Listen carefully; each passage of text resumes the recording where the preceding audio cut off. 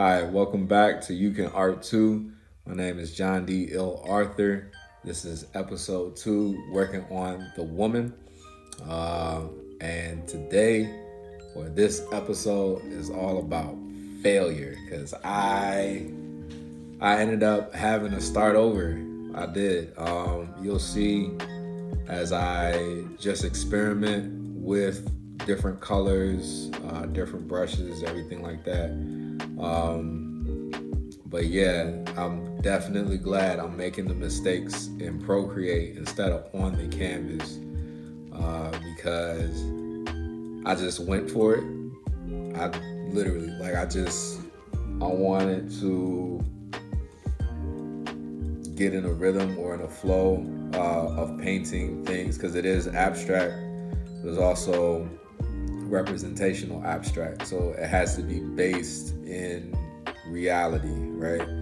So I did want to just go for it, free form. Definitely let happy accidents occur, right? Stuff where you don't mean for it to happen, but it looks super good, like you're a genius, so you just leave it there. So I like for those moments to happen, so I just went for the shading. I was able to find a reference photo because remember, this is something that, like, the head positioning is not unusual, right? It's what you would see at a business headshot, something like that. But the person is not real. So I had to find someone that looked close to what I drew so I could get shadows and tones and things correct. So I did that, but yeah, you'll see. This is more or less to show you some Procreate tricks or that type of thing, because I definitely don't hit the mark. But it's still good to see. Like I said, I'm going to take you on this journey. It's not always perfect the first time ever. So yeah, let's check it out. So I'll start out with the picture of the color palette of the paint that I mixed in real life. And I start duplicating that in Procreate as best I can, right? Because I want to stay true to form. I know I can make these colors in real life, so I want to experiment with only these colors, so that I know that if it works in Procreate, it'll work in real life.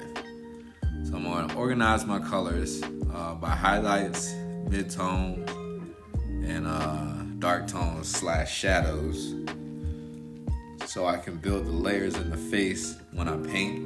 And then I experiment a little because I know I'm going to want to add color. I'm going to want to add contrasting colors in the face to make things recede or push forward. So my shadows and dark tones, it's that odd blue that looks really nice, but just organizing everything as if I would. So this is my palette. That's my digital palette. So I had to find a reference photo. This is my reference photo. I think she looks pretty close, and she even has some exaggerated kind of features, so I feel like it matches up well. So I'm just gonna look, match it up, so you can kind of see how it is indeed abstract. Things aren't where they're supposed to be, but they are there. So I'm just gonna lay down a light color and try to build some shadows. And her skin tone kind of has a glow to it, so I'm trying to match the glow. But I'm just feeling it around right now. It's like a fight. It's just throwing jabs, feeling it out. So I just decided maybe I want to get straight to it. Just use the browns, and then use the colors as highlights. I'm just playing around, seeing what works, see what don't work.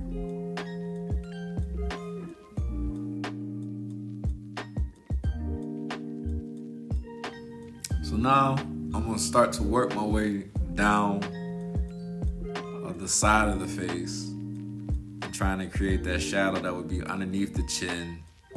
I saw the orange, I went for the green for contrast, and then I had to work in some purple for some more contrast because I had the gold in the chin.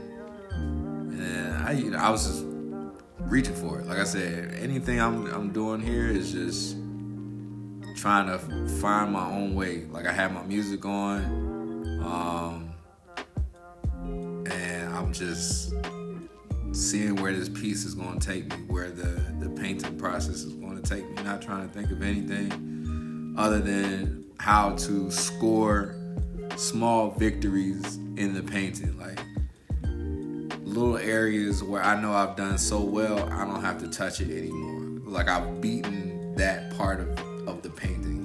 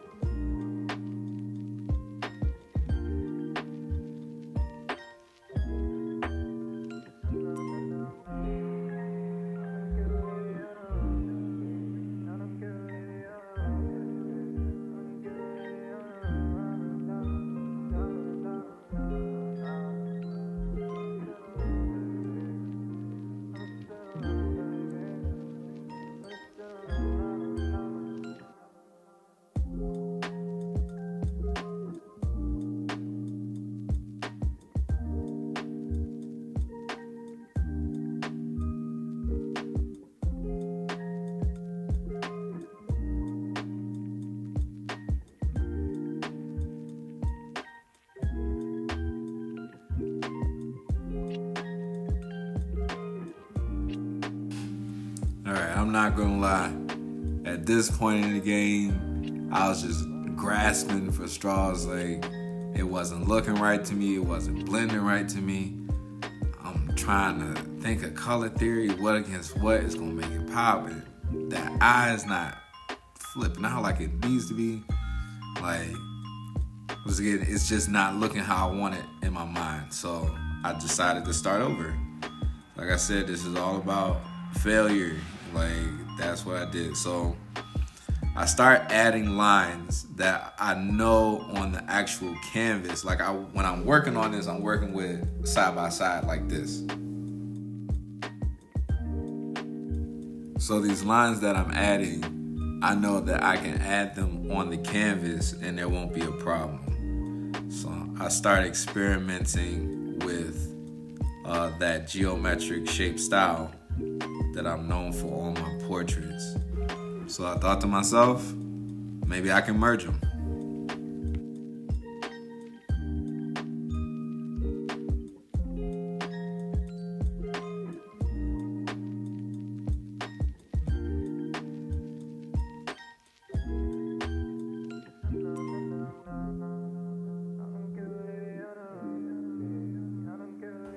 So when I'm laying down these layers full of color, my plan is to go back and do Zentangle patterns over them and make them look cool.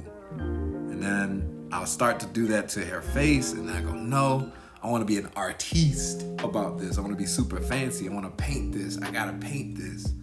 So I started going back at this, trying to make it smooth and blend, and maybe she's just gotta be brown. In my head, she's this beautiful brown woman. How do I make this beautiful brown woman brown and look right? Like, all of this stuff is going through my head, and I'm still trying. And I'm like, there's blood in your ear, so your ear is more pink and red, so make that red. That makes sense.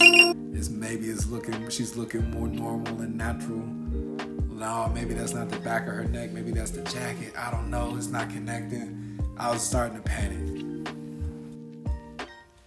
So here's what happened. I wanted to create a smoother blend, which meant smaller sections on the neck. And that meant clearing out what I had already done. So when you place a color in Procreate, you can't just erase it out. You have to go through and erase it out like this and make it super duper clean, so that the next color that you put in you won't see any trace of the last color that was there. So I like to go with the pen and just kind of paint the eraser away. It's relaxing to me, but it also makes me feel like I have a lot of, well, yeah, you do have more control over what you're doing. And then of course I always clean everything back up with my black pen to keep the lines sharp. But there is another way you can do it. You can do the freehand tool, trace it, and then erase it like that. It's like the magic wand tool in Procreate. And then you just go through and clean it up. Sometimes it's faster to do that. And then other times you'll spend so much time trying to trace it perfectly that you would have been better off just erasing it by hand anyway. Like this situation where I went off track, like that could make someone with less experience have to start over. So you have to be careful with the freehand tool when you're erasing it. This was a small area, so I decided to knock that out personally by myself. But yeah, you can erase large sections of color or shapes of color with the freehand tool in Procreate. It may save you some time. You can also drop in colors directly into any enclosed shape. That's why I always have to make sure that the lines connect and nothing is like overhanging and things like that.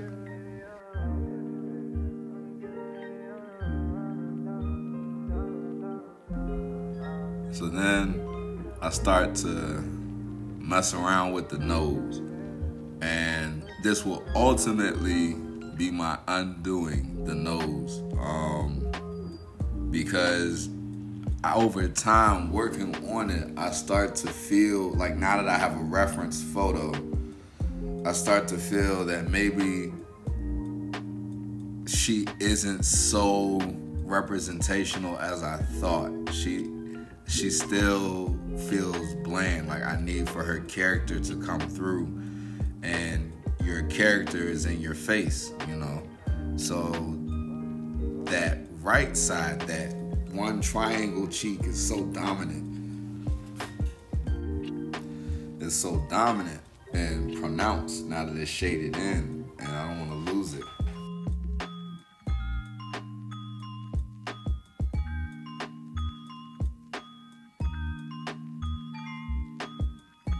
Here is where I get the bright idea that in order to make it look more realistic, I need more ways to do a gradient, shades of color going from light to dark. In the geometric style, I use those two ways. I use it two ways. So I use contrasting colors to push one area of the face to the front, or I'll use harmonious colors and analog, ANALOGOUS colors. I don't know how to pronounce it, but it's that.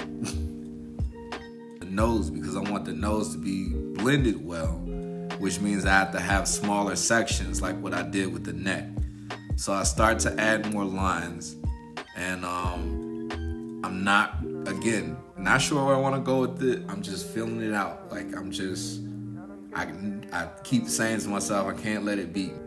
And then finally, after distracting myself with the neck and the eyebrows and everything, I just come to the realization I have to redo the nose. The nose will save this. I was just saying, I'm just gonna put white paint over that nose on the canvas. It'll be okay. I drew like lines. I gotta resculpt this thing. So I keep thinking to myself, round and soft and feminine, and can't have her have a clown bozo nose. That looks weird. I want to have flesh tones. I want it to be soft.